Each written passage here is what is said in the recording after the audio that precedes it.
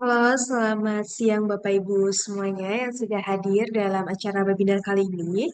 Mohon izin, webinar akan kita mulai 10 menit lagi sembari menunggu beberapa dari klien plantation lain yang ikut bergabung.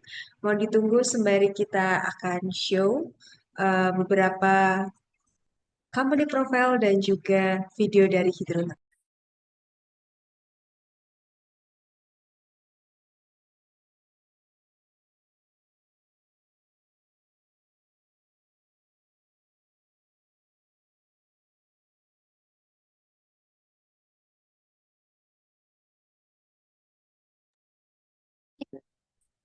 Siap, kalau sih. Berarti timnya sebenarnya ke siapa Pak itu? Ke Pak Devin?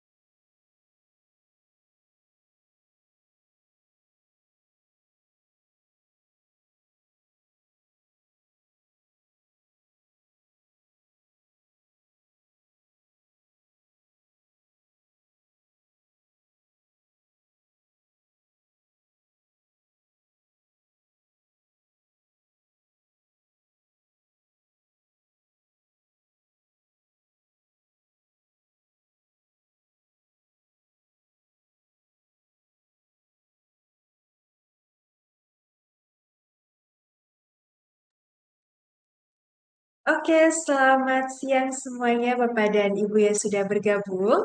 Assalamualaikum warahmatullahi wabarakatuh. Selamat sore dan salam sejahtera untuk kita semuanya.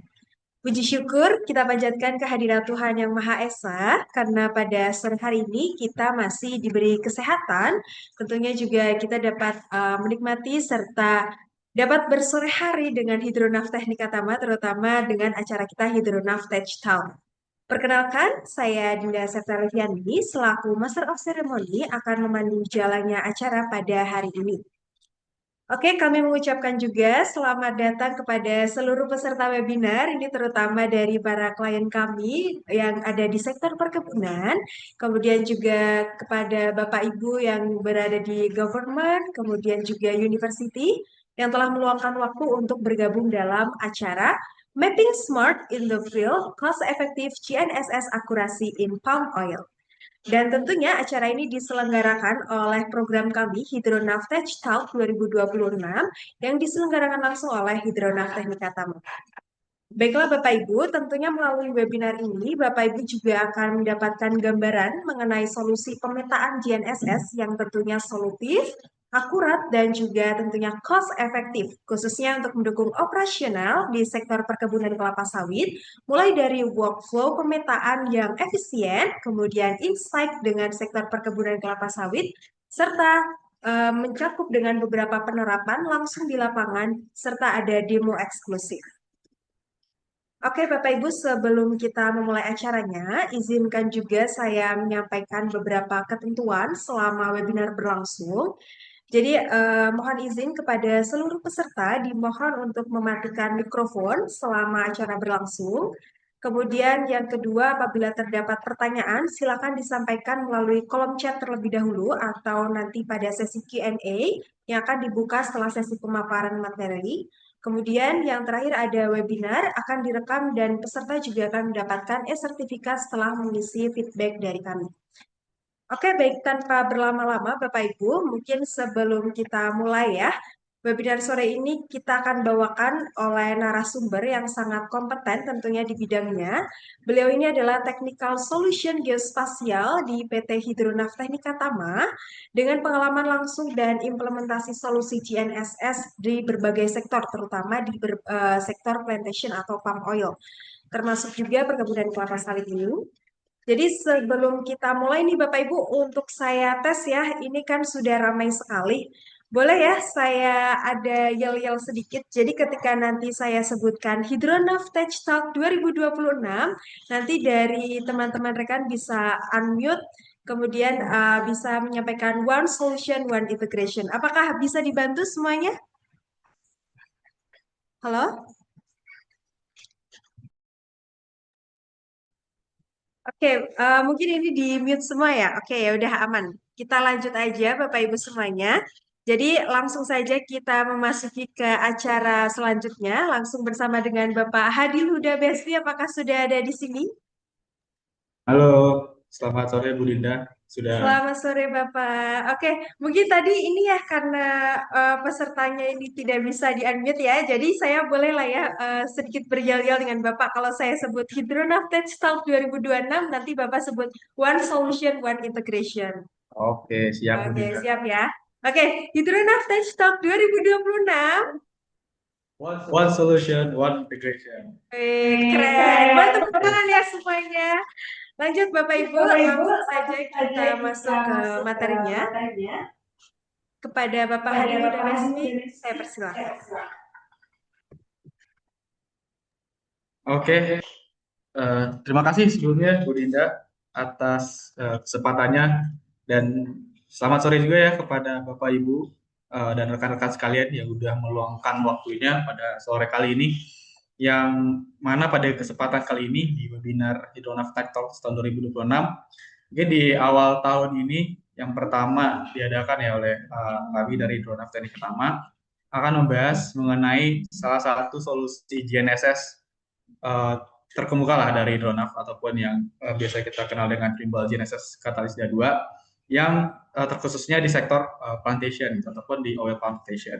Jadi tanpa berlama-lama mungkin saya izin langsung bawakan ya materinya pada sore kali ini.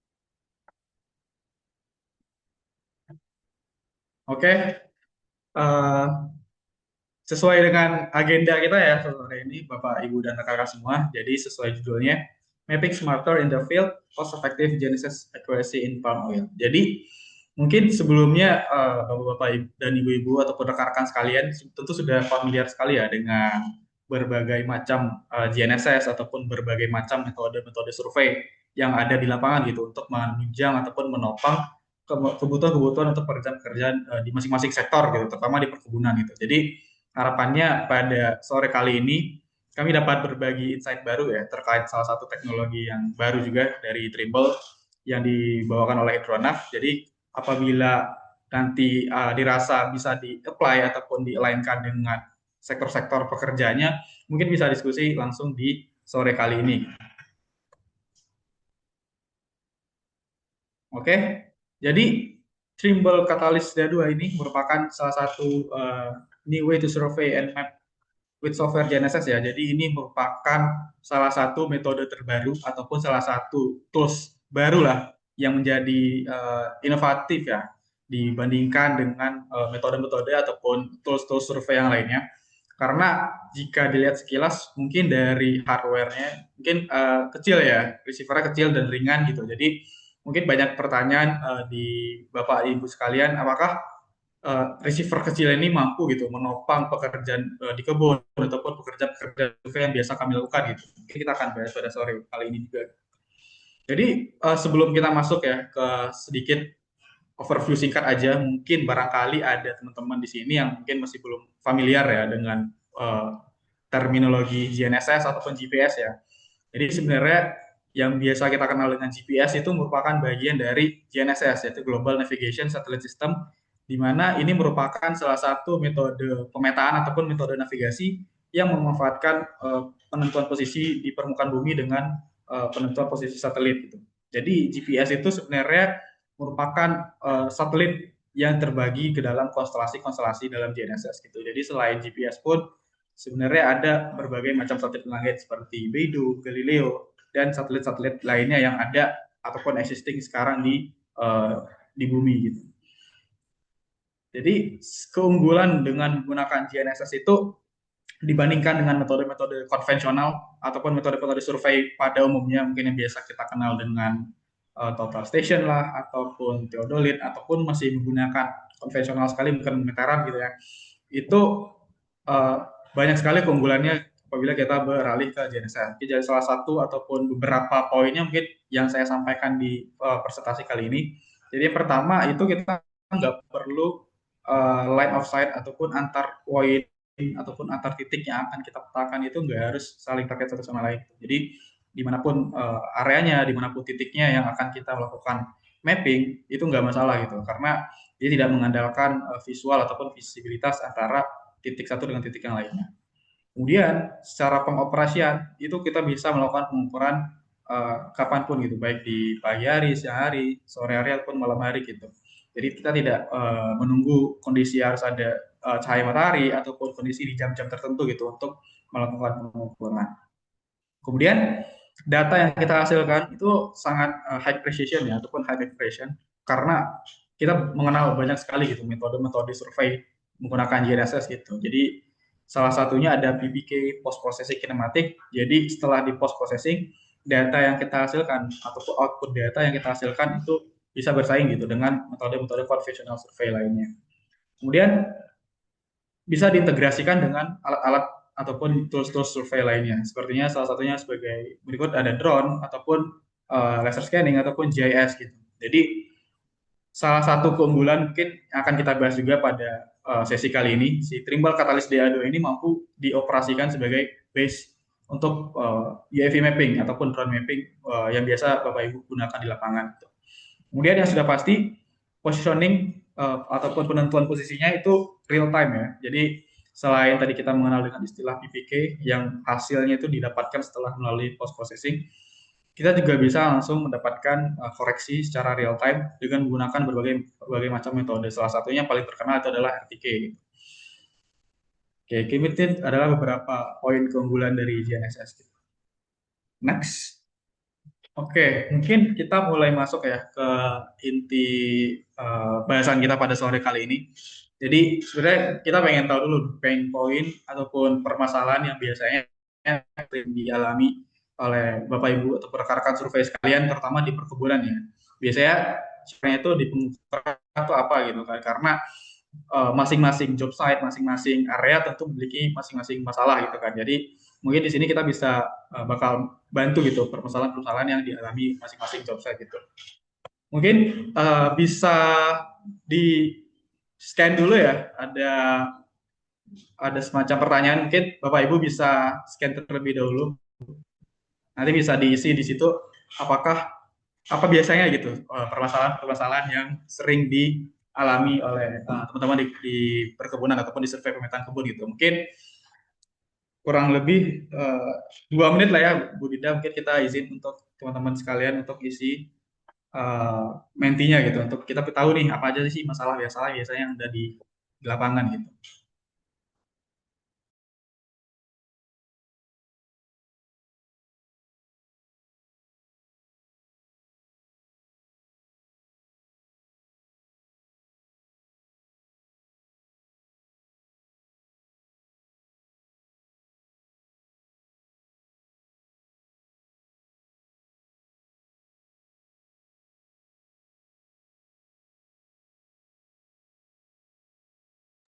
Oke, Bapak Ibu, sesuai dengan permintaan dari Bapak Hadil, mungkin dari semuanya bisa mengisi www.menti.com. Jadi nanti bisa diisi pertanyaan-pertanyaan yang sudah ada di dalam eh, link tersebut. Boleh dibantu ya semuanya, silakan.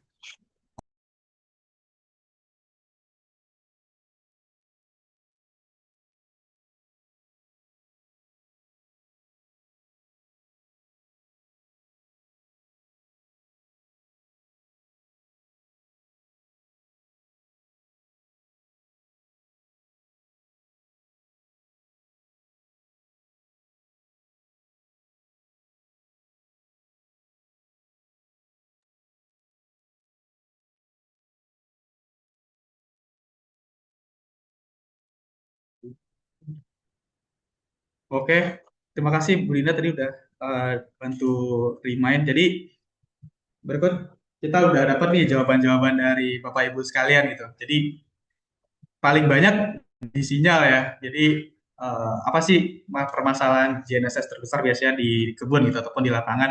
Jadi ada beberapa jawaban nih. Jadi kurang lebih mungkin sama ya.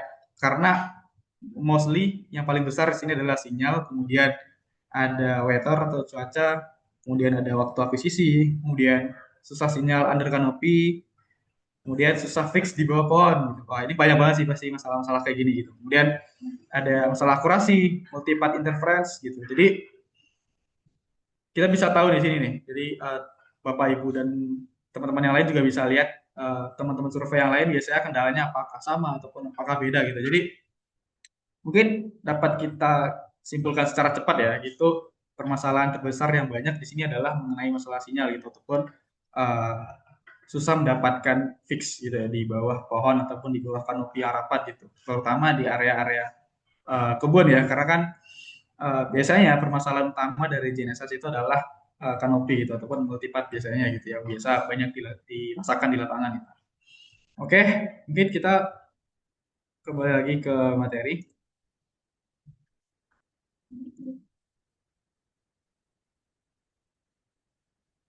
Nah, di sini saya udah menyimpulkan sih beberapa permasalahan yang mungkin pernah dikeluhkan ya ataupun pernah disampaikan oleh rekan-rekan survei di lapangan. Jadi antara jawaban Bapak Ibu dan yang saya simpulkan sebenarnya nggak ada perbedaan yang signifikan gitu. Jadi poin yang pertama adalah dynamic and unpredictable field condition. Jadi terutama di area perkebunan ya, topografinya mungkin bisa dibilang naik turun ataupun di perbukitan-perbukitan yang curam gitu, yang ada lereng ataupun ada lembah yang cukup curam gitu di area perkebunannya. Kemudian di lapangan pun kita nggak bisa menebak gitu kondisi-kondisi cuaca selama setiap hari gitu, karena kan ada beberapa pekerjaan yang harus mengharuskan kita untuk melakukan daily mapping ataupun daily survey gitu. Jadi apabila ada kendala di lapangan pasti akan berkepanjangan gitu, kendala-kendala lainnya akan mengular ke belakang. Kemudian yang kedua, itu biasanya adalah conventional tools yang biasanya kurang fleksibel gitu. Biasanya kita masih menggunakan total station ataupun kita masih menggunakan meteran dengan kondisi-kondisi topografi yang tadi saya sebutkan, tentu itu tidak efisien ya secara workflow, mungkin secara manpower, secara waktu, dan itu enggak sangat sangat tidak efisien gitu. Misalnya kita punya area job site yang ribuan hektar, kemudian kita masih menggunakan metode-metode konvensional, tentu butuh waktu lama gitu untuk melakukan akuisisi data dan butuh waktu, kemudian butuh manpower yang lebih banyak lagi gitu untuk akuisisi data dengan area yang sangat luas tersebut gitu. Kemudian high accuracy demands with limited time. Jadi di sini maksudnya adalah dengan area yang luas tadi, kemudian dengan kondisi-kondisi topografi, kita tetap dituntut gitu, ataupun kita tetap diharuskan untuk mendapatkan akurasi tinggi gitu, meskipun banyak sekali challenge-challenge yang ada di lapangan tadi gitu. Karena apabila hasil yang kita lakukan di lapangan, mapping kita tidak sesuai dengan akurasi yang pas, ataupun akurasinya masih geser jauh, tentu itu kan berpengaruh ke banyak hal itu. Misal kita melakukan pengukuran batas lahan, dan saat melakukan stakeout tentu bisa jadi ataupun bahkan batas yang kita petakan itu bisa bergeser jauh gitu. Tentu itu kan berpengaruh ke hal-hal lain gitu. Termasuk seperti titik tanam ataupun patok-patok yang sudah kita tentukan gitu. Itu pasti bergeser jauh ke lapangan apabila akurasi yang kita punya itu tidak sesuai yang kita harapkan. Kemudian yang paling banyak juga itu adalah extreme environments. Jadi remote area ya istilahnya ya, remote area, karena tentu di sektor plantation kita jauh dari area ramai ya. Jadi untuk melakukan pemetaan banyak sekali akses-akses yang terbatas gitu, seperti sinyal ataupun akses-akses seperti jalan ataupun untuk mencapai area yang dipetakan itu cukup susah gitu. Jadi apabila kita membawa unit-unit ataupun tools-tools yang besar, tentu itu kan jadi tantangan sendiri gitu. Apabila misalnya kita punya alat yang besar dan ingin bawa ke job site yang secara akses itu susah, itu kan akan menjadi masalah yang baru juga gitu. Oke, jadi semua permasalahan ini uh, mungkin bisa kita cari solusinya gitu. Jadi salah satu teknologi terbaru dari Trimble yang bisa menjadi solusi permasalahan yang dialami oleh Bapak Ibu itu adalah Trimble DA2, Trimble Catalyst DA2 Genesis Receiver gitu. Jadi mungkin kita akan kenalan gimana apa sih si Trimble DA2 ini nanti bisa menjadi solusi dari jawaban-jawaban permasalahan yang tadi disampaikan oleh Bapak Ibu sekalian itu. Oke, yang pertama mungkin overview dulu ya. Mungkin Bapak Ibu sekalian udah familiar sekali dengan istilah GNSS geodetik gitu. Jadi sebenarnya di dunia survei and mapping itu kita punya ada beberapa istilah gitu ataupun beberapa tipe receiver GNSS. Yang pertama mungkin ada geodetik, itu yang biasa kita gunakan untuk pengukuran-pengukuran yang levelnya itu sampai milimeter dan sentimeter. Kemudian ada mapping. Mapping itu merupakan tipe GNSS yang bisa kita gunakan untuk pengukuran-pengukuran di level sentimeter gitu. Yang bisa kita gunakan untuk tracking ataupun untuk pengambilan data-data GIS di lapangan seperti point, line ataupun polygon yang untuk akses flexibility. Kemudian yang ketiga ada GNSS navigasi yang biasa kita gunakan di kendaraan ataupun di kapal-kapal ataupun di kendaraan yang bisa digunakan untuk level meter lah. Jadi masalah akurasi di navigasi tidak masalah gitu karena tujuannya adalah untuk navigasi. Nah, kalau kita breakdown dari berbagai jenis GNSS receiver tadi, Catalyst DA2 ini bisa kita kategorikan ke mapping. Tapi mappingnya beda nih dengan mapping GNSS handheld yang bisa kita kenal gitu. Karena GNSS DA2 ini dia mampu bisa mampu menangkap sinyal satelit raw data juga. Jadi mapping dan semi geodetik lah istilahnya. Jadi selain dia emang tipe mapping untuk ngambil data-data GIS seperti point, line, polygon, bisa dibaca di sini key features-nya bahwa dia juga mampu menangkap sinyal multifrekuensi gitu. L1, L2, L5 dan bahkan MSS gitu. Kemudian semua konstelasi GNSS yang existing sekarang pun dia udah mampu menangkap sinyal-sinyal satelit tersebut gitu.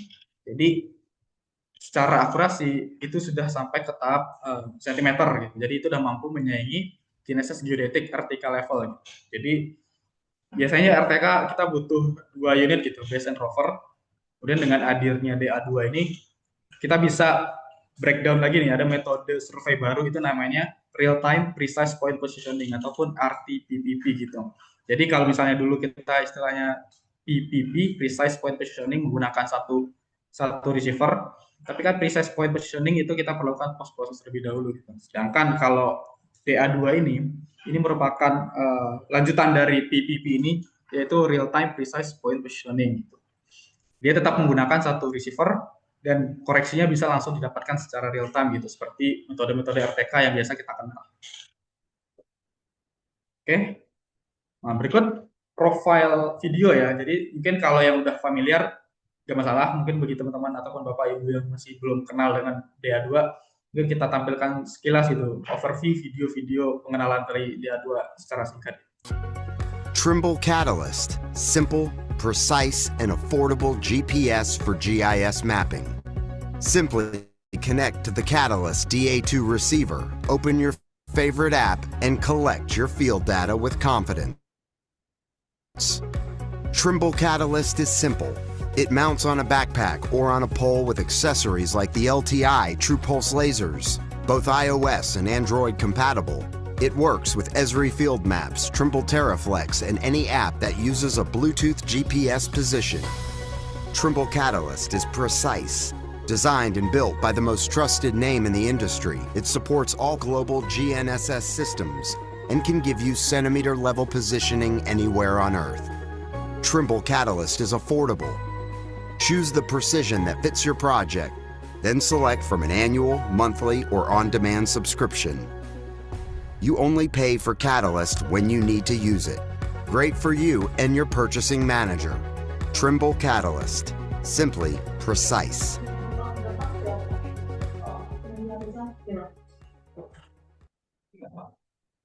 Oke, itu overview singkat ya. Jadi tadi disampaikan bahwa ini merupakan salah satu inovasi terbaru yang precise gitu. Jadi lightweight juga lebih ringan gitu. Karena tadi akurasinya udah sampai di tahap sentimeter, udah mampu menyanyi RTK.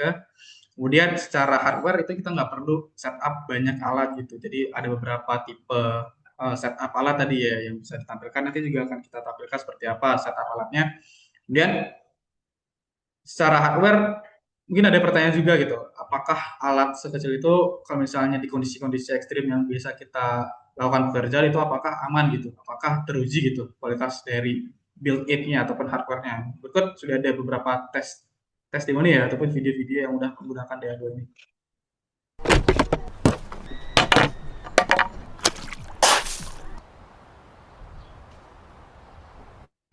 Ya, nah, bisa di sini dilihat bahwasanya walaupun unitnya kecil ya, tapi dia udah rugged dan udah punya sertifikasi gitu untuk ketahanan dari hardware-nya. Gitu. Oke. Oke, mungkin kita bahas sedikit ya fiturnya. Jadi sebenarnya seperti yang saya sampaikan tadi bahwa DA2 ini merupakan tipe GNSS mapping yang hampir menyaingi tipe geodetik gitu. Kenapa saya bisa bilang seperti itu? Jadi kita bisa lihat dari berbagai fitur yang ada di DA2 ini. Yang pertama, untuk integrasi dengan controller itu bisa menggunakan Android ataupun iOS yang biasa kita gunakan sehari-hari. Itu cara integrasinya pun gampang gitu. Kita bisa menggunakan Bluetooth delivery gitu antara controller dengan receiver-nya. Kemudian lightweight itu artinya ringan. Jadi sudah pasti ya karena kan dia kecil aja ya, simply rugged. Jadi untuk ke bawah kemana-mana, apalagi area-area yang susah dijangkau ya, yang membutuhkan akses susah, kemudian secara area itu bisa tergolong remote area. Jadi kalau apabila kita membawa tools yang lebih berat, mungkin kita akan terganggu juga gitu akses ke sana, ke lapangan pekerjaan kita gitu. Kemudian secara positioning itu dia menggunakan namanya katalis. Jadi katalis itu merupakan koreksi. Jadi kenapa si DA2 ini mampu hanya bekerja satu receiver aja tanpa koreksi dari base yang biasanya kita kenal gitu. Biasa kita perlu RTK, kita perlu base and rover. Jadi catalyst positioning ini merupakan salah satu fitur dari Trimble yang diaplikasikan di DA2 ini. Jadi kita hanya bisa melakukan pengukuran hanya dengan menggunakan catalyst ini. Jadi kita bisa memilih koreksi yang kita butuhkan gitu. Jadi nanti saya akan jelaskan lebih lanjut. Catalyst itu ada beberapa macamnya gitu. Kemudian ProPoint teknologi, jadi ini merupakan salah satu terobosan baru juga dari Trimble bahwa di kondisi-kondisi yang ekstrim, terutama di area plantation ya, yang rawan sekali dengan kanopi-kanopi lebat dari pepohonan, ProPoint teknologi ini mampu memboost performance dari receiver ini untuk mampu menangkap sinyal satelit lebih banyak di bawah-bawah kanopi gitu. Jadi ProPoint ini kita udah pernah lakukan beberapa kali komparasi juga gitu dengan unit yang belum memiliki ProPoint dengan Trimble GNSS yang sudah punya ProPoint teknologi gitu. Itu pun banyak sekali perbedaan-perbedaan terutama dari tangkapan sinyal satelitnya gitu. Jadi ini sangat membantu apabila Bapak Ibu sekalian area yang dilakukan pemetaan itu banyak sekali kanopi-kanopi yang cukup lebat gitu. Oke, mungkin yang pertama tadi saya sempat mention katalis ya. Jadi kalau misalnya yang belum familiar, jadi katalis itu merupakan salah satu solusi terbaru ya dari Trimble yang mampu membuat kita sebagai user, Bapak Ibu sebagai user itu untuk memilih gitu tipe koreksi yang digunakan untuk pengukurannya seperti apa gitu. Karena kalau kita berkaca dengan hardware GNSS mapping lainnya, itu kita nggak confidence gitu dengan akurasi yang dihasilkan gitu. Jadi kalau mapping itu mungkin bisa dikatakan di meter level lah gitu, 2 meter, 3 meter, 4 meter. Bahkan kalau di area-area yang kanopinya cukup lebat itu bahkan bisa sampai 4 sampai 6 meter gitu. Jadi untuk pengukuran tracking ataupun batas lahan itu kan tidak direkomendasikan seperti sebenarnya gitu. Jadi katalis ini merupakan salah satu solusi. Jadi koreksi terbaru gitu dari unit DA2-nya gitu. Jadi dengan adanya katalis ini Bapak Ibu bisa memilih gitu tipe koreksi-koreksi yang dibutuhkan untuk pekerjaan itu yang sesuai dengan pekerjaannya seperti apa gitu. Jadi ada beberapa pilihan gitu untuk koreksi yang menggunakan katalis ini. Jadi yang pertama ada katalis 1 yaitu 1 cm. Jadi ini bahkan udah menyaingi RTK level ya gitu. Kemudian ada katalis 10, 30 dan 60 gitu. Jadi masing-masing memiliki kelebihan dan kekurangan masing-masing gitu apabila Bapak Ibu ingin melakukan pemetaan di area-area pekerjaan masing-masing gitu. Jadi bisa memilih itu dengan dengan tipe bundle yang berbeda-beda gitu. Mulai dari 1, 10, 30 sampai 60. Kemudian ada pertanyaan juga dari mana sih koreksi katalis ini berasal gitu. Karena kan kalau metode RTK itu kan bisa menggunakan base and rover dan bisa menggunakan media seperti radio HF ataupun menggunakan entrip ataupun menggunakan internet ya untuk koreksinya. Kemudian katalis ini kita gimana nih bisa yakin gitu apakah akurasi yang dihasilkan itu benar-benar setara ataupun bahkan mampu menyaingi dari RTK levelnya GPS genetik gitu. Jadi ada namanya Trimble Correction Hub atau RTX. Jadi RTX ini merupakan singkatan ya dari Real Time Extended. Jadi RTX ini merupakan satelit positioning dari Trimble yang berfungsi untuk melakukan koreksi-koreksi ke receiver-receiver Trimble gitu. Jadi kenapa DA2 ini mampu menghasilkan akurasi sampai centimeter level dengan memilih level koreksi menggunakan katalis tadi, dia akan mampu menangkap sinyal satelit dari RTX gitu. Jadi RTX ini kunciannya sebenarnya gitu. Jadi kalau misalnya kita nggak punya katalisnya tadi, RTX-nya itu bakal nggak dapat dilacak ataupun ditangkap oleh receiver si GNSS katalis ini gitu. Jadi penting di garis bawahi di sini, katalis dan RTX ini merupakan satu kesinambungan gitu. Karena kita ingin mengejar akurasi dan presisi ya di centimeter level, jadi kita perlu bundling dua-duanya gitu, katalis dan RTX. Jadi RTX ini merupakan teknik pemetaan ya, ataupun metode survei dari saya sempat mention yaitu precise point positioning. Cuman bedanya dengan PPP biasa, RTX dan katalis ini mampu menghasilkan koreksi itu secara real time gitu. Jadi untuk mencapai level centimeter dia bisa langsung tanpa harus dilakukan post processing terlebih dahulu gitu. Jadi berbeda dengan GNSS tradisional yang masih menggunakan PPP secara standalone gitu, terus secara berdiri sendiri gitu. Kemudian RTX ini akan mengirim koreksi gitu ke receiver-receiver di DA2 dengan menggunakan metode koreksi ada dua. Jadi pertama bisa menggunakan SI ataupun satelit langsung dari Trimble dan RTX langsung direct ke receiver DA2. Ataupun yang kedua menggunakan internet correction gitu. Jadi apabila kita menggunakan internet, itu akan melalui platform namanya Trimble Correction Hub gitu, untuk mendapatkan koreksi-koreksi dari RTX ataupun dari katalis. Jadi nggak masalah sebenarnya apabila kondisi area Bapak Ibu sekalian itu remote area yang benar-benar nggak ada sinyal, kemudian kanopinya benar-benar lebat, itu nggak harus ada sinyal internet gitu untuk mampu menggunakan atau memanfaatkan dari sinyal RTX ini.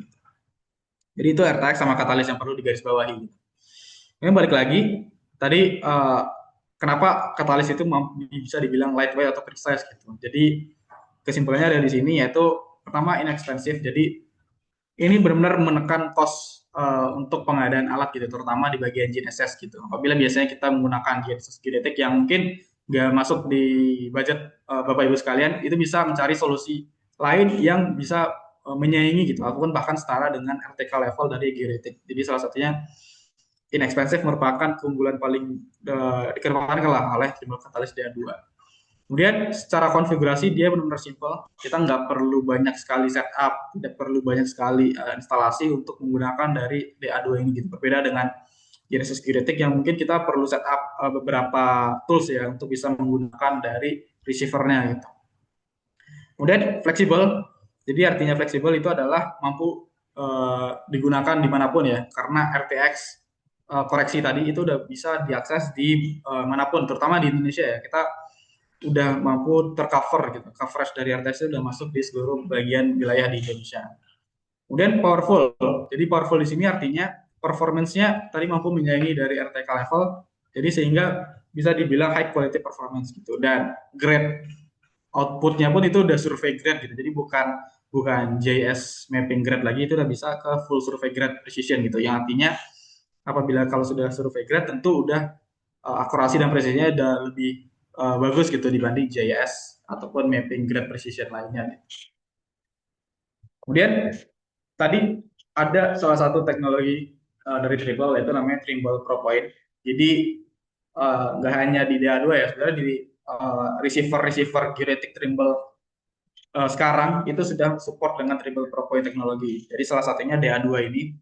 Jadi sesuai dengan fungsinya, ProPoint ini mampu mengimprove gitu atau mampu meningkatkan kemampuan dari receiver untuk menangkap sinyal satelit terutama di area-area yang ekstrim gitu, seperti di bawah pohon, di bawah kanopi, di dekat dengan bangunan ataupun di struktur-struktur perkotaan gitu. Jadi apabila ada Bapak Ibu yang melakukan pemetaan aset gitu, manajemen aset di area urban, nah itu kan rawan dengan gangguan juga ya sebenarnya ya, karena pantulan-pantulan dari bangunan ataupun pantulan-pantulan dari gangguan sekitar perkotaan itu bisa mengganggu gitu akurasi dari positioning dari GNSS gitu. Nah, dengan adanya Trimble ProPoint ini, dia mampu menghasilkan performance yang lebih baik gitu dibandingkan edisi ataupun portofolio GNSS Trimble sebelumnya gitu. Jadi ini meningkatkan menjadi lebih bagus lagi gitu akurasi dari tangkapan sinyal satelitnya.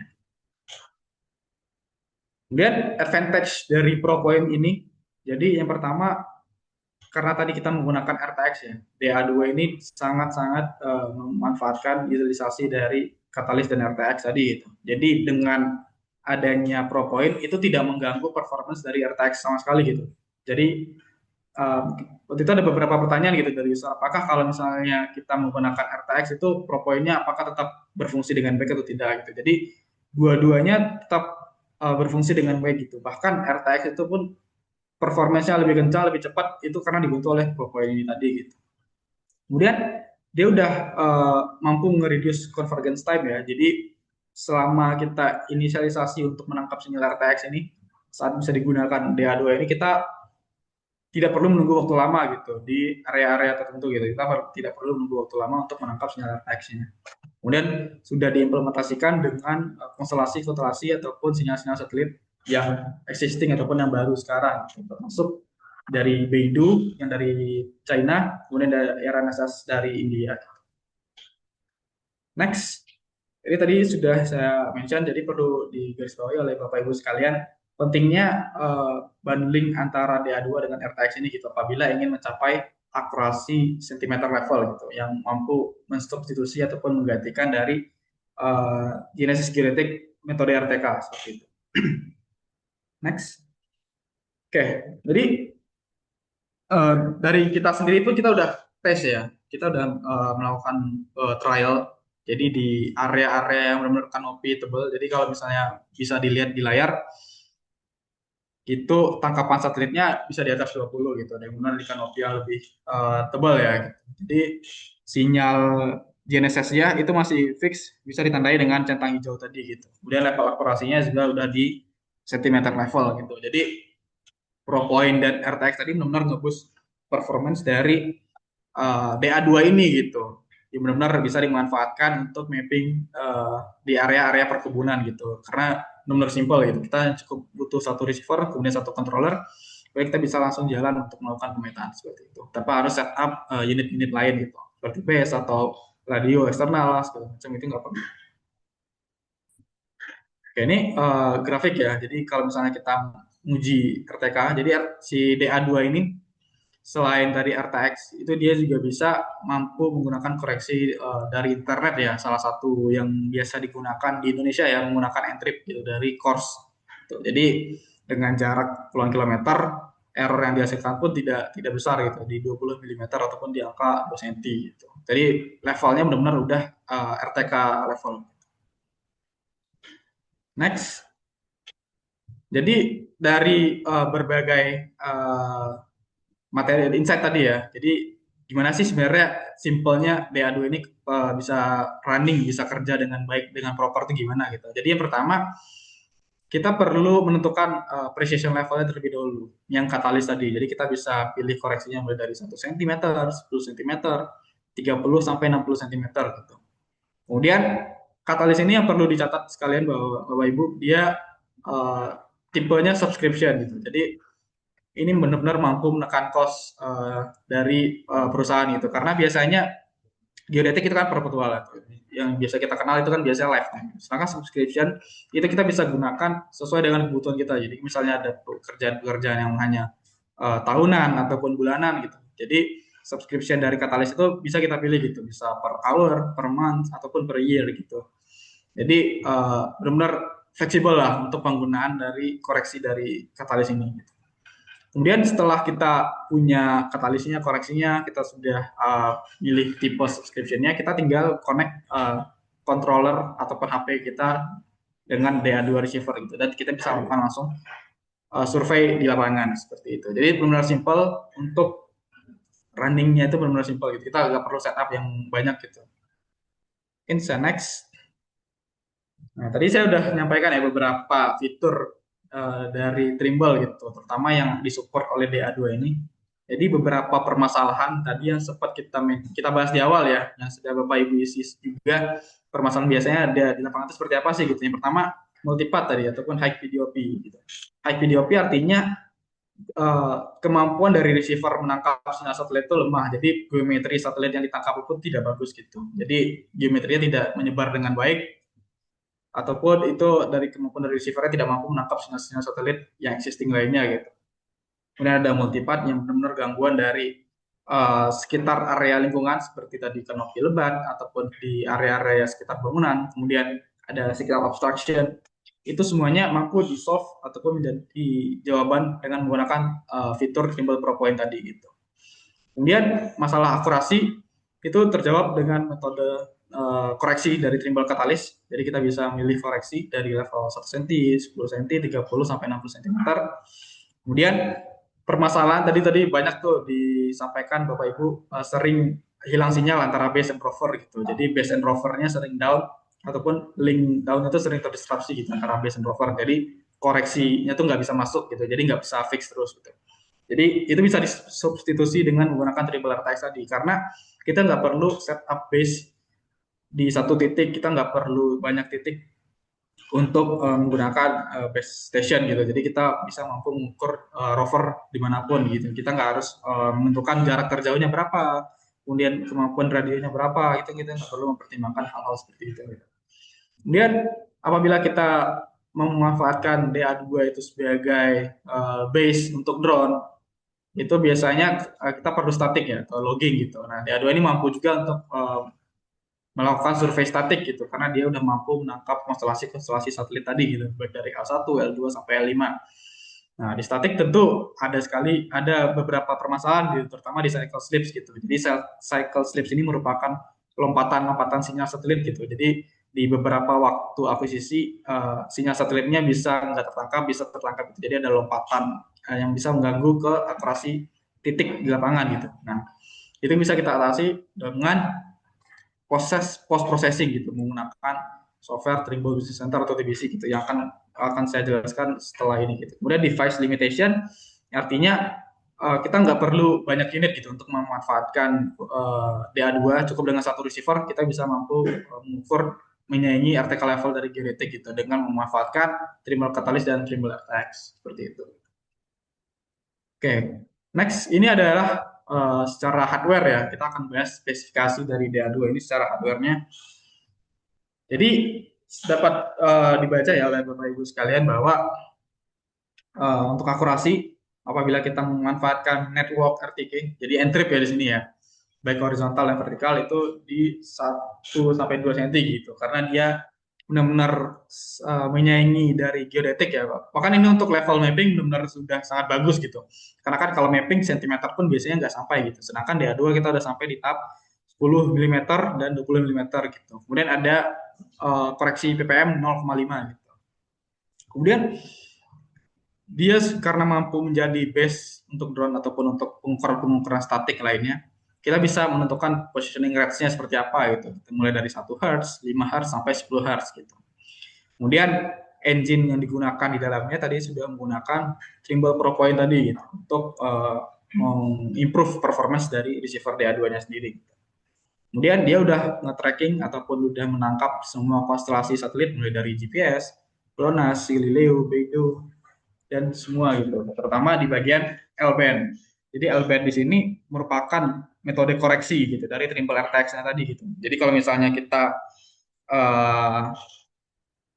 koreksinya itu by radio ataupun by entrip gitu. Nah, media koreksinya Trimble DA2 ini adalah menggunakan L-band yang disampaikan oleh Trimble RTX correction gitu. Kemudian secara desain dimensinya cukup ringan ya, kecil. Jadi 120-an mm kali 50-an mm, kemudian secara berat hanya 300-an gram. Jadi tidak memberatkan lah untuk digunakan oleh surveyor-surveyornya di lapangan gitu. Kemudian apabila digunakan di area di cuaca-cuaca seperti hujan ataupun banyak debu gitu, dia udah punya certified IP65 juga gitu, dust and rain proof. Kemudian drop tadi seperti yang disampaikan di video tadi ya, drop pun dia nggak ada masalah gitu, dari 2 meter sampai 1,2 meter gitu untuk falls-nya gitu, apabila nggak sengaja jatuh gitu unitnya. Kemudian untuk temperatur penggunaan tentu nggak ada jadi masalah gitu, di area yang benar ekstrim dingin kah atau area yang benar ekstrim panas gitu. Apalagi di Indonesia kan kita nggak ada cuaca yang benar ekstrim ini ya, untuk baik dingin ataupun panas gitu. Next, ini untuk power solutionnya. Jadi DA2 ini memanfaatkan power bank ya. Jadi dari unit receivernya ke power banknya itu kita menggunakan strap ini untuk menggunakan sebagai media powernya gitu, standar power dari receivernya gitu. Next, ini konfigurasinya. Jadi biasanya GNSS tipe mapping itu kita hanya handheld ya. Jadi biasa kita menggunakan tracking hanya menggunakan GNSS handheld untuk mapping gitu. Dan DA2 ini untuk memastikan dari akurasi dan presisinya, kita bisa milih gitu. Kita apakah pengen akurasi yang benar pas di titik, ya berarti kita bisa menggunakan pole ataupun monopole gitu. Kemudian apabila kita target ataupun fokus pemetaannya itu untuk menggunakan tracking area seperti jalan ataupun batas lahan, tentu kita bisa memanfaatkan backpack ataupun handheld gitu, karena mudah untuk dibawa kemana-mana. Oke, seperti itu untuk konfigurasinya. Next, ini apps ataupun software-software yang mampu diintegrasikan dengan DA2 ya. Jadi software dari Trimble sendiri seperti Trimble TerraFlex untuk pemetaan GIS seperti point, line, polygon itu tentu udah pasti gitu untuk bisa dikoreksikan dengan DA2. Kemudian untuk software lapangan yang lebih advance lagi itu ada Trimble Access, itu kita bisa mengukur metode statik, metode RTK, metode continuous topo, entrip, semua metode survei itu bisa disupport oleh Trimble Access gitu. Dan DA2 mampu digunakan dengan menggunakan Trimble Access juga gitu. Jadi dari receiver-nya pun udah powerful, apabila kita kombinasikan dengan field software yang powerful juga, tentu pekerjaan-pekerjaan yang kita lakukan tentu lebih mudah lagi terselesaikan. Kemudian mampu dikoneksikan dengan AR Trimble, yaitu Trimble Sight Vision, dan digunakan oleh third party software lainnya gitu. Salah satunya itu S3 Field Maps gitu, ataupun software lainnya yang mampu ataupun menggunakan dari koreksi dari RTK, koreksi dari DA2 tadi. Oke, mungkin selanjutnya ada sedikit video ya, gimana setupnya. Tadi kan sempat banyak dimention bahwa simple gitu, ringan, precise gitu. Jadi apakah benar-benar sesuai yang saya sampaikan tadi gitu. Berikut kita tampilkan gitu untuk setup katalisnya secara general itu gimana sih? Gitu.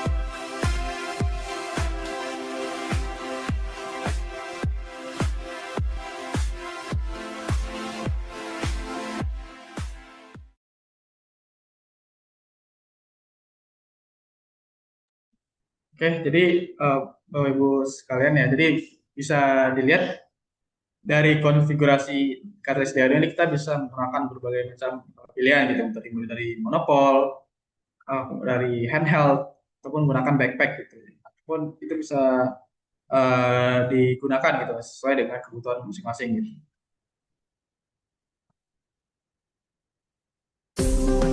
Oke, nextnya fungsionalitinya. Jadi ini mungkin yang lebih penting ya. Jadi selain tadi kita bahas secara hardware, fungsionalitinya untuk kerja itu apa aja sih sebenarnya dari Trimble DA2 ini gitu. Yang pertama, kita bisa menggunakan Trimble Mobile Manager. Jadi Trimble Manager di sini artinya apabila kita menggunakan apps ataupun software-software third party yang non Trimble gitu ya, tapi kita ingin mendapatkan akurasi yang centimeter level, TMM ini mampu men-switch gitu dari GPS handphone ataupun GPS controller yang digunakan untuk diganti dengan menggunakan akurasi menggunakan DA2 tadi gitu, dengan menggunakan koneksi menggunakan Bluetooth gitu. Jadi di tim TMM ini kita bisa melihat akurasinya seperti apa, kemudian kita bisa melakukan quality control gitu terhadap tangkapan sinyal satelit, kemudian kita bisa melakukan monitor dan bisa melihat gitu detail-detail satelit konstelasi yang ditangkap oleh DA2 secara real time di lapangan untuk ambil data itu seperti apa gitu. Kemudian TMM ini ataupun Trimble Mobile Manager tadi itu kita gunakan juga dengan software-software Trimble yang lain gitu, seperti Trimble Teraflex dan Trimble Terraoffice gitu. Jadi Trimble Teraflex itu software yang digunakan untuk mengambil data GIS gitu. Jadi kita untuk pemetaan manajemen aset gitu, seperti yang biasa dilakukan oleh teman-teman survei di kebun gitu, misalnya mengambil data titik pohon, data mengambil batas lahan dengan menggunakan Trimble Teraflex ini gitu. Jadi dari Teraflex ini nanti kita mampu integrasikan dengan JS gitu, karena format data yang dihasilkan itu biasanya JS menggunakan Esri itu menggunakan format shapefile gitu. Jadi apabila kita bahkan kalau kita punya Trimble Access dengan TBC itu bisa terkoneksi secara langsung gitu integrasinya gitu. Dari pertama dari Trimble Access kita bikin kode titik-titiknya, kemudian kita di Esri kita create database-nya, data tabularnya seperti apa, dan kita tinggal collect data menggunakan Trimble DA2 dan itu bisa disinkronisasi langsung menggunakan Trimble Business Center untuk diintegrasikan dengan data di Esri Database Management gitu, ataupun di Esri ArcMap ya, ataupun ArcGIS Pro gitu. Kemudian TMM ini mampu digunakan sebagai base untuk pemetaan drone ya. Jadi apabila drone yang menggunakan metode PPK itu tentu perlu base gitu untuk koreksi dari hasil foto yang dihasilkan oleh drone mapping tadi gitu. Dan TMM ini itu bisa digunakan sebagai base gitu tanpa harus menggunakan software-software yang lain gitu untuk melakukan tangkapan sinyal raw data dari satelitnya gitu. Jadi berikut utilisasinya seperti apa sih untuk pemanfaatan TMM sebagai base drone gitu. In this video, we'll show you how to use data logging in Trimble Mobile Manager, TMM, to enable enhanced accuracy for drone data processed in Trimble Business Center. You can record log files using a Trimble Catalyst DA2 GNSS receiver with a Catalyst One license, including Catalyst On Demand, or a Trimble R-Series GNSS receiver. Make sure your receiver is connected via Bluetooth before opening Trimble Mobile Manager and tap Select. Select your Trimble receiver and tap Connect. Once you see an accurate position, tap on the user icon to open the menu. Select Data Logging from the menu. Trimble DA2 users need a Catalyst One license, including On Demand, to access data logging. R-Series users need to ensure that binary logging is enabled in the receiver web UI. If using Catalyst On Demand to log data, select the pool you wish to use here. You can choose to give the recorded log file a different name if required. Tap Start Data Logging. Press Continue to start the data logging session. Nah, jadi TMM itu apps open source ya, jadi kita nggak perlu berlangganan dengan software lain. Kita hanya perlu katalis, kemudian perlu koreksi katalis 1 cm dan RTX. Nanti kita bisa menggunakan katalis DAD ini sebagai base untuk pemetaan foto udara. TMM. Kemudian selain TMM, jadi salah satu field software yang menjadi core survey dari Trimble itu menggunakan Trimble Access. Jadi DA2 ini mampu menjadi solusi end-to-end workflow gitu, mulai dari field, kemudian kita bisa upload data di lapangan dengan menggunakan cloud secara real time. Kemudian apabila kita membutuhkan analisis post processing yang lebih advance, itu bisa menggunakan Trimble Business Center gitu. Jadi mulai dari Trimble Access, Trimble Connect, Trimble Business Center, untuk menggunakan satu akun TID ataupun akun Trimble, kita bisa mengintegrasikan end-to-end field software ataupun end-to-end workflow di lapangan kita.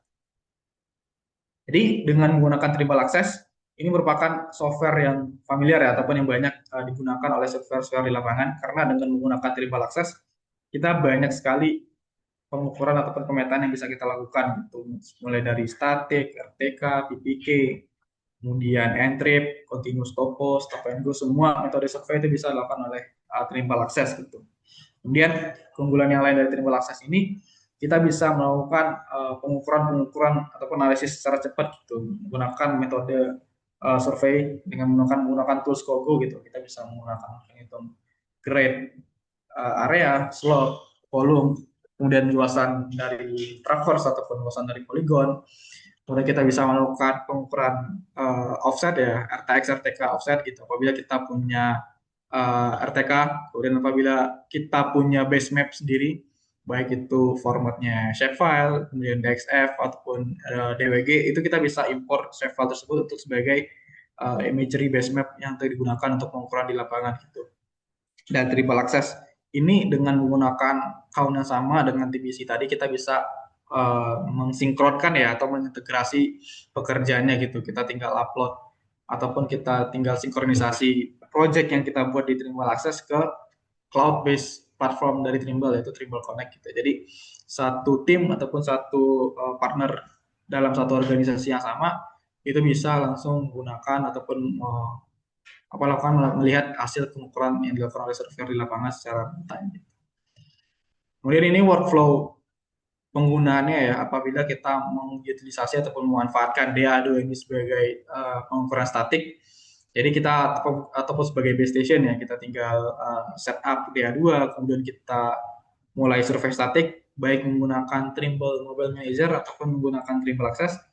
Kemudian DA2-nya akan mulai logging ataupun mulai menangkap raw data sinyal satelit, dan kemudian kita melakukan post processing di software Trimble Business Center gitu. Di Trimble Business Center kita melakukan berbagai analisis statik gitu, mulai dari processing baseline, kemudian kita bisa melihat report analisis hasil baseline processingnya seperti apa. Kemudian kita bisa melakukan hitung perataan ataupun network adjustment apabila kita menggunakan metode jaring di pemetaan statik kita gitu. Dan kita juga bisa mendapatkan report hasil hitung perataannya seperti apa. Kemudian ini RTX workflow, jadi yang banyak saya sampaikan pada sore hari ini itu menggunakan RTX. Jadi dengan menggunakan RTX kita cukup tinggal setup katalis DA2-nya, udah kita start survei menggunakan software Trimble Access. Kita bisa melakukan measure topo, kemudian continuous topo, PPK, dan semua metode survei lainnya. Kemudian kita ekspor data tersebut seperti data topografi ataupun data poin-poin yang telah kita ambil ataupun data situasi, dan kita bisa import ke TBC gitu untuk melakukan post processing-nya gitu. Di TBC kita bisa melakukan create surface ataupun biasanya istilah dikenal dengan DEM. Kemudian kita bisa create konturnya juga secara quick contour. Kemudian kita bisa melakukan perhitungan volume gitu dengan menggunakan volume analysis di TBC. Mungkin ini ada video secara singkat juga ya, workflow dari Trimble Access ke TBC itu seperti apa gitu. Sehingga Bapak, Ibu, dan rekan-rekan sekalian itu punya gambaran gitu, untuk penggunaannya di lapangan seperti apa.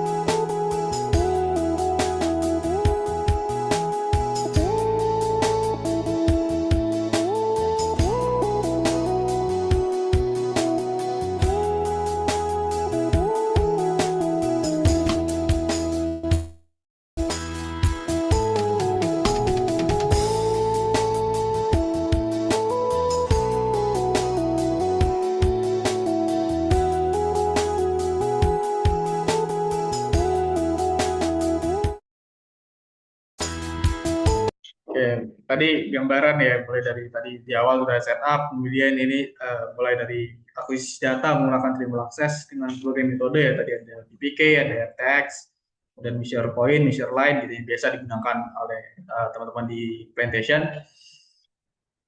Kemudian agar menunjang pekerjaan itu benar-benar pas gitu, apakah biasa kan banyak banyak banget yang bertanya yang bingung gitu ya, package ataupun solusi yang sebenarnya benar-benar ideal untuk di plantation itu seperti apa gitu. Dari kami, dari saya sendiri ya, kita sebagai provider juga, dan dengan memanfaatkan Trimble ya, dengan sudah semua software Trimble yang kita gunakan, jadi the best offering package yang kita tawarkan pastinya itu pertama ada DA2, kemudian menggunakan controllernya atau menggunakan smartphone.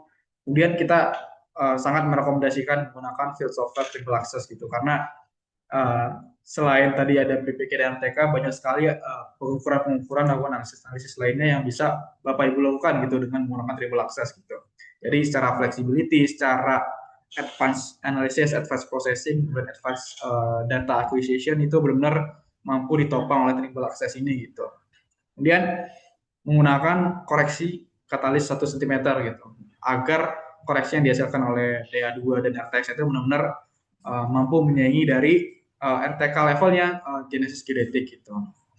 Jadi setelah kita kombinasikan semua ini dengan fitur-fitur yang dari Trimble Access seperti measure feature, kemudian stack out, kemudian calculation tools, itu benar-benar sangat menunjang pekerjaan kita gitu, terutama di oil palm plantation seperti itu. Kemudian ini solutionnya ya, jadi tadi the best offering package-nya, jadi apa aja sih yang perlu disiapkan gitu, mulai dari Trimble Access, kemudian Catalyst Survey, Trimble Connect, itu pun dari software-nya ataupun apps-nya. Kemudian secara hardware-nya itu bisa menggunakan DA2 Genesis Receiver tentunya, kemudian menggunakan controller dari Trimble gitu, bisa menggunakan handphone ataupun menggunakan controller resmi dari Trimble seperti PSJ5 ataupun TDC6 gitu segala macamnya. Dan tentu power source-nya menggunakan power bank gitu, dan aksesoris-aksesoris lain gitu, apakah monopol, handheld ataupun backpack tadi sudah seperti kita sampaikan di presentasi pada sore hari ini gitu. Kemudian gak hanya plantation ya, jadi kalau misalnya pada kesempatan kali ini ada Bapak Ibu di sektor lainnya juga yang bergabung ya. Jadi kita bisa memanfaatkan atau mengutilisasi DA2 ini dengan pekerjaan-pekerjaan lainnya gitu. Yang pertama, JS mapping dan data collection. Jadi ini benar-benar untuk mendapatkan data yang akan kita gunakan pada software JS gitu, data shapefile sepertinya gitu. Itu pun agar akurasi yang dihasilkan benar-benar pas di lokasinya, itu kita bisa menggunakan DA2 ini untuk mengambil data-data collection ataupun manajemen aset. Kemudian land survey, jadi walaupun tadi saya sampaikan itu dia kecil, tapi karena dia udah mampu menyaingi artikel level, itu kita bisa menggunakan katalis ini untuk digunakan di land survey gitu. Untuk pengukuran topografi, pengukuran hitungan volume, segala macamnya bisa dimanfaatkan juga. Kemudian mobile JS application ini sama ya dengan JS mapping tadi. Kemudian land and cadastral management untuk penentuan batas tanah ataupun persil-persil tanah ataupun boundary area tanah gitu, baik tanah itu di perkotaan ataupun di perkebunan gitu. Kemudian utilities and public administration ini sama juga dengan JS mapping data collection dan mobile JS application yang biasa digunakan untuk pemetaan infrastruktur publik gitu, seperti area-area perkantoran ataupun area-area yang menunjang pekerjaan pemerintah. Kemudian tentu seperti yang sudah kita sampaikan juga pada hari ini, bahwa DA2 ini mampu mensupport UAV ataupun drone gitu sebagai base untuk penggunaan drone mapping gitu. Jadi satu receiver itu bisa kita gunakan untuk berbagai macam pengukuran di lapangan gitu. Jadi nggak hanya satu metode survei aja. Mungkin dari saya cukup sekian ya Bapak Ibu sekalian. Jadi harapannya bisa diskusi lebih lanjut apabila ada yang nyangkut ya, ataupun masih bingung, ataupun kemudian yang benar-benar sudah ingin menggunakan katalis DA2 tapi masih ragu konfigurasinya seperti apa, kemudian software yang digunakan seperti apa untuk pekerjaannya, itu bisa langsung berkonsultasi dengan tim kami dari tim Hidronav gitu. Dan pun apabila terdapat pertanyaan bisa disampaikan juga setelah sesi ini gitu. Jadi dari saya cukup sekian, apabila terdapat kesalahan mohon maaf. Terima kasih, saya kembalikan lagi ke Ibu Dinda. Oke, terima kasih kepada Bapak Hadir. Sangat insightful sekali penyampaian materinya ya. Sampai kita nggak kerasa ternyata udah jam 4. Nah, oke Bapak Ibu, tadi sedikit materi ya terkait dengan GNSS Katalis. Kemudian juga kita sudah dipaparkan sangat jelas dari video, kemudian dari processingnya seperti apa, bahkan end-to-end solution workflow-nya gitu.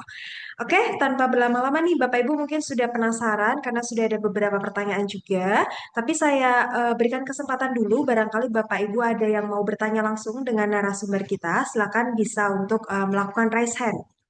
Silakan Bapak Ibu, ada yang mau bertanya langsung? Oke, sudah ada beberapa pertanyaan di sini. Mungkin ada yang mau raise hand terlebih dahulu? Kalau tidak, saya coba untuk mulai Q&A yang ada di tabel terlebih dahulu ya, Bapak Ibu.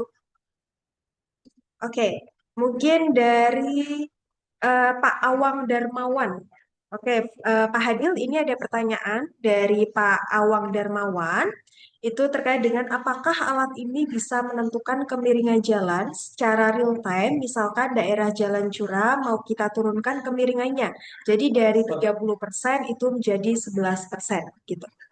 Oke, mungkin bisa dibantu jawab langsung oleh Pak Hadil, silakan. Oke, langsung saja ya, Bu Indah.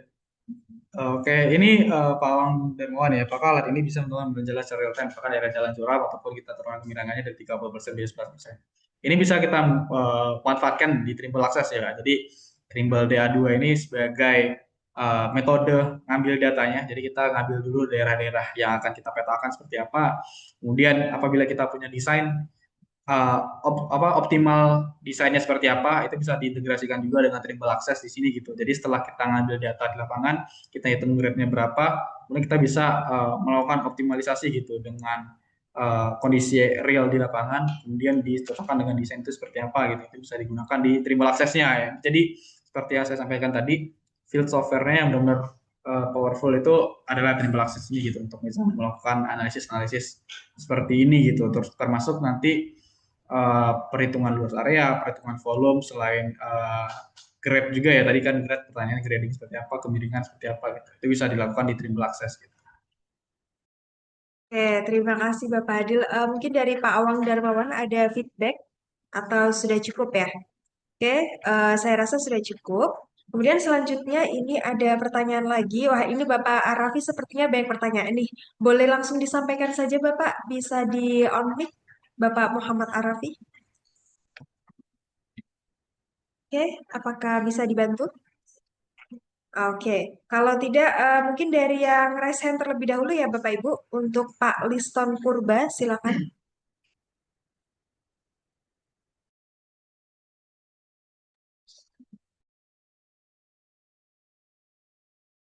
Halo, selamat siang Bapak Liston Purba, atau selamat sore ya? Selamat sore Pak Liston. Sehat Bapak? Sehat-sehat Bu, sehat. Sehat, Alhamdulillah. Oke, ini silakan Bapak mau disampaikan pertanyaannya terlebih dahulu, nanti kita seling-seling. Iya, ada dua pertanyaan saya Bu. Yang pertama, oh, bagaimana kita menggunakan alat ini, katalis kita ini dengan kondisi hujan begitu Bu ya? Nah, mungkin ada nanti satu tips yang kami bisa harapkan dari Pak atau tim Hydronav. Nah, yang kedua, itu tadi ada saya dengar bisa digunakan untuk drone, imagery-nya itu Pak, Bu ya, Betul, betul. imagery. Nah itu seperti apa? Bisa dijelaskan lebih detail Bu? Oke, siap. Terima kasih Pak Liston. Jadi ada dua pertanyaan, Pak Hadil. Yang pertama adalah bagaimana tipsnya nih? Karena kan sekarang lagi musim hujan ya. Kayaknya di seluruh Indonesia ini lagi musim penghujan. Jadi gimana sih tipsnya biar si katalis ini kita bisa pakai secara mudah ya Pak ya. Ibaratnya hujan pun kita bisa tetap pakai. Nah itu tipsnya seperti apa? Kemudian yang kedua terkait dengan penggunaan katalis ini sebagai base drone. Nah katanya kan bisa nih, kira-kira gimana sih caranya gitu. Oke, silakan Bapak Hadil bisa dibantu untuk dijawab. Oke, terima kasih Pak Linda, Pak Liston ya dari KPL ya. Jadi udah familiar sekali lah dengan katalis ya Pak ya. Jadi sebenarnya untuk apabila digunakan kondisi hujan ya, tadi kalau Bapak sadar atau notice di video kami gitu, itu kita kondisinya hujan gitu, kita kasih datanya itu kondisinya lagi nggak gerimis tapi nggak deras juga gitu hujannya. Jadi antara itulah cukup deras juga sebenarnya kondisinya di situ. Tapi itu sengaja kita tampilkan dengan kondisi seperti itu.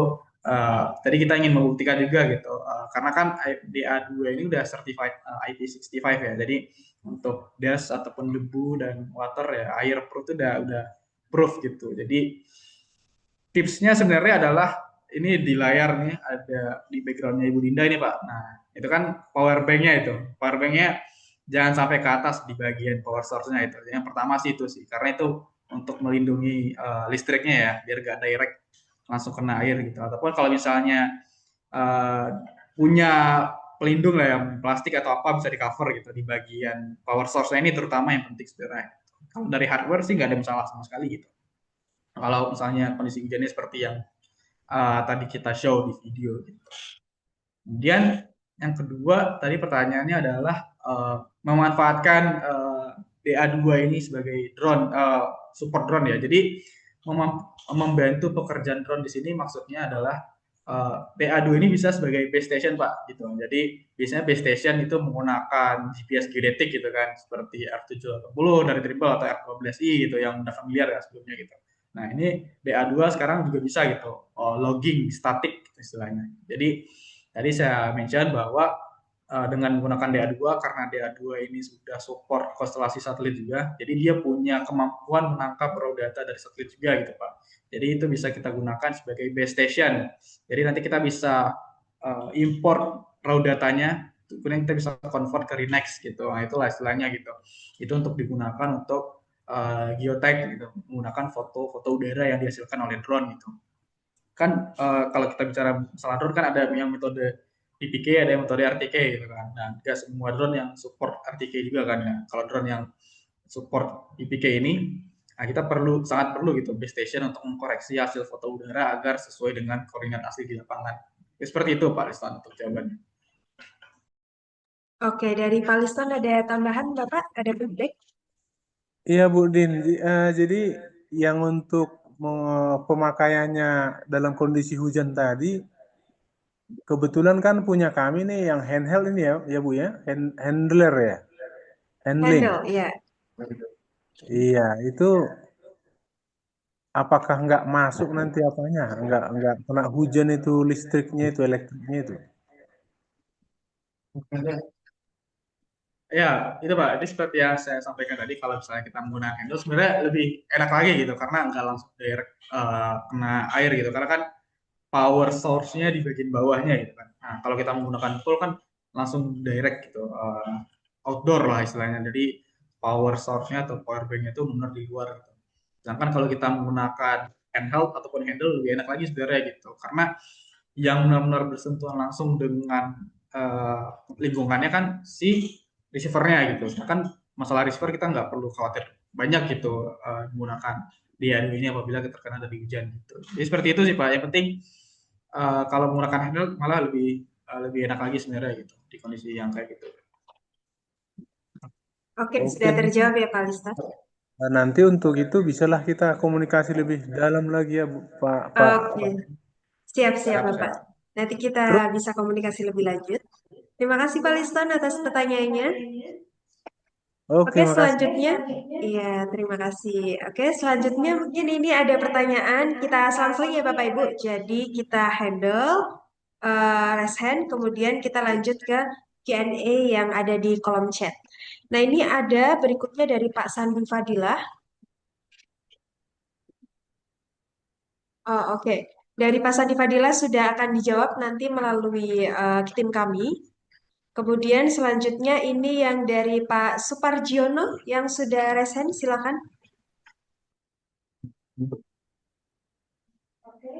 Halo, selamat sore Bapak. Sore Mbak Jinda. Oke, silakan Bapak bisa disampaikan untuk pertanyaannya.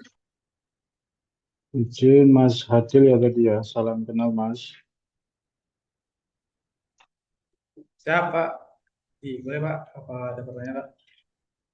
Izin untuk yang di awal tadi kan disampaikan berarti alat ini terkunci atau terlog dengan subscription tadi ya, berlangganan berarti ya. Betul, betul sekali, Pak. Kemudian itu kan ada 4 pilihan, 1 senti dan lain sebagainya, terakhir yang 60 senti. Apakah itu kalau berbayar kan pasti. Kalau di forum ini apakah bisa langsung nanya berapa-berapanya? Kemudian misalnya ada case kami ini udah terlanjur di 10 senti. Kemudian tiba-tiba dari manajemen membutuhkan akurasi yang lebih teliti lagi, misal 1 senti. Eh, apakah ada opsi untuk apa namanya, untuk mengcounter itu atau bagaimana nanti? Kemudian yang berikutnya itu kan alat tidak terpasang baterai di rovernya itu ya, harus ada power eksternal yang untuk mendukung alat itu bisa hidup. Artinya kan butuh semacam power bank. Kalau saya perhatikan ketika di Polsi mungkin mau berbagai bentuk power banknya seperti apa sih mungkin nggak masalah. Tapi ketika yang saya lihat yang di apa handheld ya, itu kan cenderungnya bentuknya udah terkunci, bentuknya seperti itu. Artinya ketika power bank itu bentuknya nggak sesuai, berarti si power bank itu nggak nggak bisa dimasukkan ke alat yang handheldnya itu ya. Kemudian yang terakhir nih Mas Hadil, itu di paket pembeliannya itu kan ada berbagai macam software dan alat yang ditawarkan tadi ya. Kalau basicnya di satu paket itu dapat apa aja, terutama yang di softwarenya, Mas Hadil. Mungkin itu aja ya pertanyaan dari saya. Terima kasih. Oke, makasih Pak Supardiono. Pertanyaannya ya, mungkin ada beberapa pertanyaan yang bisa kami simpulkan atau kami jawab. Jadi kalau Mas tadi mungkin yang bisa saya jawab yang pertama power bank ya. Sebenarnya kalau menggunakan benar yang disampaikan Pak Supardiono menggunakan power bank lain ya bisa tetap bisa digunakan sebagai power source gitu. Cuman apakah bentuk lain itu apakah efektif ataupun efisien gitu apabila digunakan dengan metode konfigurasi yang ditawarkan gitu, terutama di bagian pool ya gitu. Sebenarnya ya bisa dikustomisasi sih sebenarnya Pak, bisa menggunakan strap-strap yang lain gitu untuk menggunakan mengikat lah ya, untuk mengikat powerbanknya gitu, gak terpacu hanya di strapnya ini gitu. Itu bisa tim kami kustomisasi sebenarnya gitu, kebutuhan powerbanknya seperti apa, kemudian ikat untuk penggunaannya itu pakai pool kah atau handheld gitu. Kalau menggunakan handheld yang di tangan itu Pak, itu benar-benar direkomendasikan untuk menggunakan powerbank yang Anker ini, yang Nightcore ini, karena secara dimensi yang handheld itu ya emang didesain untuk yang silinder gitu, powerbank yang silinder. Kalau untuk menggunakan pole dan backpack, nah itu mungkin bisa dikustomisasi gitu untuk strapnya seperti apa gitu. Itu sih Pak. Dan selanjutnya tadi kan udah punya 10 cm gitu Pak, dan ingin upgrade gitu karena kebutuhannya semakin akurasinya mungkin semakin lebih tinggi gitu. Itu bisa aja juga bisa di-upgrade karena kan dia subscription ya, berlangganan dan udah mengunci di satu akun gitu. Jadi apabila pengen upgrade level ketelitiannya itu nggak ada masalah gitu, bisa tetap digunakan gitu.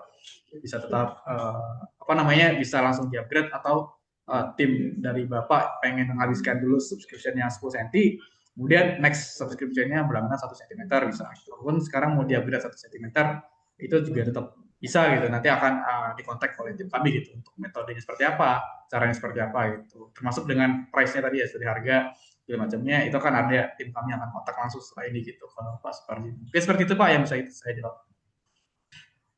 Siap, terima kasih Mas Fadil. Mas Hadil. Oke, terima kasih Pak Supardiono atas pertanyaannya. Kemudian kita lanjutkan ya, dari Bapak ada feedback kembali? Sudah cukup ya Pak ya? Cukup Oke, jelas. siap. Terima kasih Pak. Oke, selanjutnya ini ada pertanyaan, dua pertanyaan ya dari Bapak Muhammad Arafi. Ini yang pertama, pertanyaan pertama terkait dengan untuk mendapatkan high akurasi harus sub 1 cm dan menggunakan base station gitu. Ini pertanyaan pertama. Kemudian yang kedua, kami sudah menggunakan DA1 dan DA2 dengan sub 30 cm. Namun pada kajian yang membutuhkan akurasi detail, Hasilnya masih kurang presis sih apa yang perlu kami lakukan untuk meningkatkan akurasi. Oke, silakan kepada Pak Hadil bisa disampaikan. Oke, terima kasih Bu Indah. Mungkin ini saya sambil baca juga ya dari Bapak Muhammad Arafi ada dua pertanyaan. Jadi yang pertama sudah memanfaatkan gitu DA1 dan dengan DA2 dengan subscription di 30 cm gitu. Kemudian untuk mendapatkan high accuracy apakah harus di 1 cm gitu dengan menggunakan base station. Jadi ini sebenarnya eh, mungkin kalau yang base station itu metodenya PPK Pak. Jadi kalau misalnya ingin benar-benar mendapatkan akurasi yang lebih bagus gitu. Karena kan kalau RTX itu sebenarnya ya sama dengan RTK lah, RTK level gitu cm.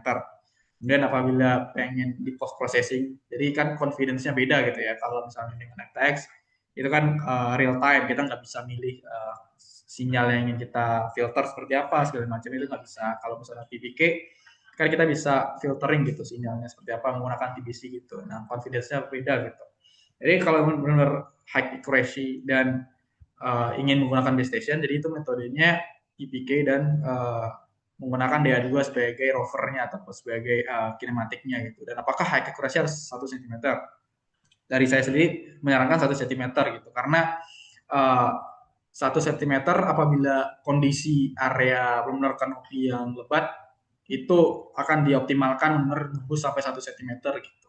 Jadi kalau misalnya kita hanya subscription lock-nya di 30 cm atau sampai 60 cm, itu maksimalnya kemampuan maksimal dari katalysnya ya sampai segitu gitu. Jadi sayang gitu.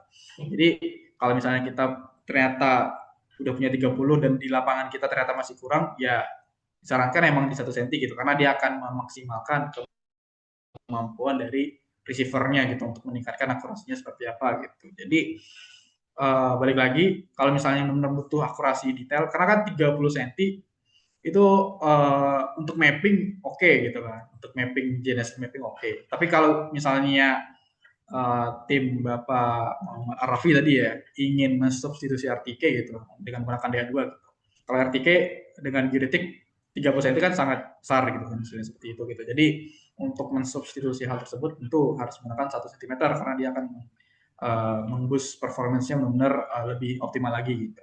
Itu sih Bapak Muhammad Arafi dan Bu Dida gitu. Oke, terima kasih Pak Hadil. Mungkin dari Bapak Raffi ada feedback. Sudah cukup? Oke, saya rasa sudah cukup ya. Nanti kalau ada pertanyaan, Bapak Raffi bisa kontak saya kembali. Kemudian ini dari Pak Dedi. Kami sudah ada DA2 katalis dan sangat berguna bagi pekerjaan di tempat kami, terutama untuk stack out di areal terbuka. Nah, akurasi sudah sesuai yang kami harapkan, namun untuk areal under canopy masih belum sesuai harapan. Nah, apakah bisa diimprove dengan teknologi ProPoint dan RTX? Boleh dijawab, Pak Hadil, silakan. Ya, oke, makasih Bu Dinda ya dan Pak Dedi. Jadi di sini ada pertanyaannya sudah menggunakan DA2, tapi untuk area terbuka sudah sesuai yang harapkan di kurang 5 cm. Kemudian untuk area yang under canopy crossing masih besar. Oke, jadi benar sih Pak. Jadi dengan menggunakan RTX itu sebenarnya Bapak tim Pak Dedi itu sudah mengutilisasi dari RTX sendiri gitu, karena kan udah sampai di 5 cm gitu. Kemudian untuk area under canopy itu seperti apa gitu. Jadi sebenarnya ada tipsnya sih. Jadi yang pertama, kalau misalnya Bapak udah menggunakan DA2-nya di area yang terbuka tadi dan udah ngelok RTX-nya, itu bisa langsung dibawa gitu ke under canopy, itu nggak ada masalah sama sekali gitu. Jadi nanti dia akan ngunci, sinyal satelit RTX-nya ngunci, dan koreksi RTX-nya pun pasti akan lebih bagus gitu di centimeter level gitu. Kecuali kalau waktu di under canopy Bapak baru nyala, kemudian baru login di situ langsung apa namanya baru login, kemudian nunggu RTX-nya di under canopy gitu, itu pasti beda gitu level koreksinya seperti apa gitu, walaupun masih centimeter level sebenarnya gitu kan, cuma kan harapannya di bawah 5 cm tadi ya gitu. Jadi tipsnya sebenarnya bawa ke area yang terbuka dulu sebenarnya untuk mengunci RTX-nya dia gitu. Selagi dia udah dapat dan udah ngelok di RTX, itu bisa digunakan untuk di area-area under canopy gitu. Itu udah kita coba sendiri gitu. Itu boleh coba Pak, tips dari saya caranya seperti itu gitu. Itu sih Bu Linda. Oke, terima kasih Pak Hadil. Dari Pak Dedi, apakah ada tanggapan? Sudah cukup ya Pak Dedi? Oke, terima kasih. Selanjutnya ini untuk yang Bu Widi, apakah bisa dijawab ya? Oke, silakan. Bu Widi atau Pak Widi ya? Mohon maaf, ini sepertinya Pak Widi ya. Saya sepertinya salah sebut ini. Pak Widi, bila sudah ada triple DA2, apakah hanya perlu triple akses plus annual RTK aja? Itu apakah bisa ya, Mas? Oke, silakan Pak Hadi bisa dibantu dijawab.